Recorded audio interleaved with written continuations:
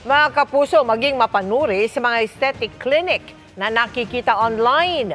Sa Parañaque, dalawang Vietnamese na nagpakilalang aesthetic doctors ang arestado dahil hindi pala lisensyadong mag-practice sa bansa. Nakatutok si Katrina Son. 175. You have the right to remain silent. Anything you say may be used against you. Huli sa isinagawang entrapment operation sa isang aesthetic clinic sa Parañaque noong August 12 ang dalawang Vietnamese na ito. Sila umano ang tumatayong aesthetic doctors ng naturang clinic. We have at least 2 individuals who went to the office. Ang sabi po nila, they have a schedule for aesthetic clinic po.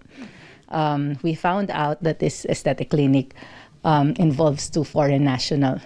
Ngunit nang makumpirma ng mga otoridad sa PRC na wala silang lisensya para mag-practice ng aesthetic medicine sa ating bansa, ay nagkasana ng entrapment operation laban sa kanila. Sa naturang operation, nakita umano sa naturang clinic ang mga clinic beds at ilang mga gamot na ginagamit sa mukha.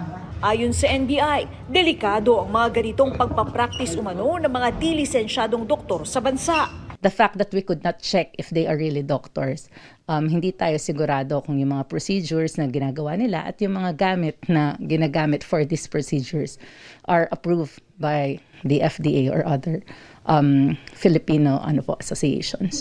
Paalala nila sa publiko, huwag agad maniniwala sa mga nakikita online.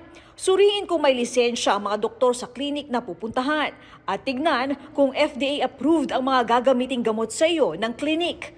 Kung dayuhan naman ng iyong doktor, i-check maigi kung may lisensya silang mag-practice sa bansa. Marami po kaming mga sinasurveillance ngayon na mayroong mga foreign nationals na nagpa-practice ng aesthetic ng medicine dito sa Pilipinas.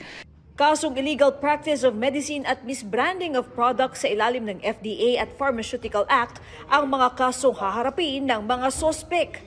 Para sa GMA Integrated News, Katrina Son, nakatutok 24 oras.